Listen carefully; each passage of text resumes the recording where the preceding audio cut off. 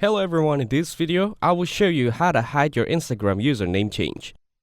Begin by opening the Instagram app on your mobile phone. Once logged in, tap on your profile icon at the bottom right corner. Tap the three lines at the top right to open the menu. Then, select Settings and Activity. Scroll down and tap on About. After that, select About your account. Here, you'll see your date joined, former usernames, and other details.